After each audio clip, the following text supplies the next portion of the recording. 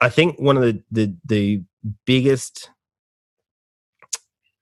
missing points of kids at school these days is passion. I don't think they're exposed to enough things in regard, and I don't think they're pushed into enough things at school through their parents. Yeah, to that's actually that's a hard debate. That yeah, and you know, a lot of the time, a lot of the things now they're all about like not creating competition. yeah. As in they're scared of somebody who finishes last, or it's a tough one. It really is. I believe competition's healthy. I definitely. It creates drive. It creates excitement. Personal drive, like, you know, that personal thing where you get where you may not be good at running, you may come last. That's it. You may be great at swimming though. You might be coming first in swimming, but it makes you want to do that thing. It makes you want to.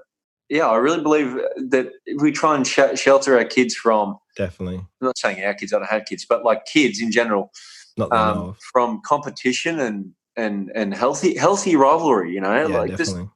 I think that world will change, and it'll become a bit of a, I don't know. I don't agree with it personally, but I understand some people's points with that as well. But I mean, we had competition at school. It was healthy.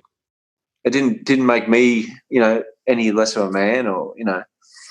No, I think, you know, I remember one cross country one time, and Jacko was a pretty good runner, and I remember coming up, and I was probably, I don't know, mid to bottom third of the pack. Yeah. I don't know, not very good. I was a cyclist. I wasn't a runner. Yeah.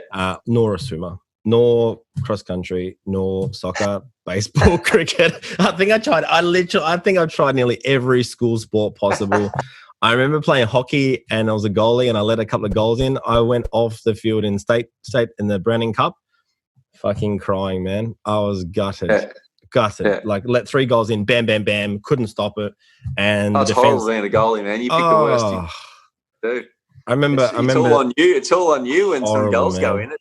And then I think Mrs. Crowley pulled me off, and I was in my helmet crying. And it wasn't, I mean, that was pretty bad. It wasn't necessarily for me. It was the whole team and all the boys that I, you know, Jacko and Shorty was there, yourself was there, Hamo, I think Jordan. TJ.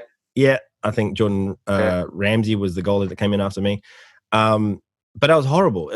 I remember walking off in third person, and I didn't want to take my helmet off because I had tears right now. I was like, fuck, I can't believe I was so shit. But those,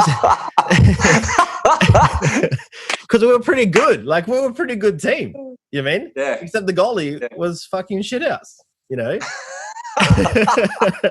That's the only thing that let us down. It was just the goalie that was having I don't know, he must have had his glasses off or something. But it was such a defining moment in I'm not going to say failure, but it was such a defining moment that I remember. And if you don't have those moments, how do you create the person that you're going to be? That's my challenge, you know. Jacko, I remember racing Jacko, and for some reason we ended up together, and I sprinted home. Like, I don't remember seeing it. I was just like chariots of fire running, and down just everything went blank. And you need to have that competition in your life, because life, essentially, if you're going for, let's say, a partner or a wife or a girlfriend, there's competition out there. If you're going for a job, there's heaps of competition. If you're going for a property, you know, renting or buying a property, there's losses. There's more losses in the world than there are wins. 100%. And if you're not prepared for those losses, and if you're not developing the skills and the strength to actually be able to handle it, I think you're going to fall into some deep, dark days, you know.